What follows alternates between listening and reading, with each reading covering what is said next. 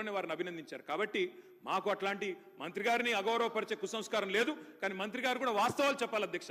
గౌరవెల్లి పూర్తయిన మాట వాస్తవం, ఎన్జిటి స్టే ఉన్న మాట వాస్తవం, మలక్పేట పూర్తయిన మాట వాస్తవం, ట్రయల్స్ జరిగిన మాట వాస్తవం.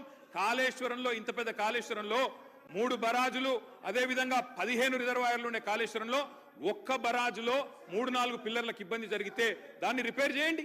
ఇప్పుడే మా గౌరవ పెద్దలు కడియం శ్రీహరి గారు డిమాండ్ చేసినారు, దాన్ని రిపేర్ చేయండి. రైతుల మీద కోపం పెంచుకోకండి.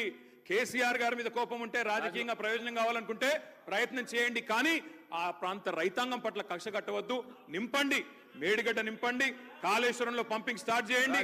వాళ్ళ 5,000 క్యూసెక్ల నీళ్లు కిందికి పోతున్నాయి. ఇది రాజగోపాల్ రెడ్డి గారు. అధ్యక్ష, ఇప్పుడు నేను ఏమంటున్నా, అంత గొప్ప మనసున్న మనిషి కదా కేటీఆర్ గారు, అంత గొప్ప మనసున్న మనిషి. రాజగోపాల్ రెడ్డి గారు ఒక్క నిమిషం గౌరవ ముఖ్యమంత్రి గారు.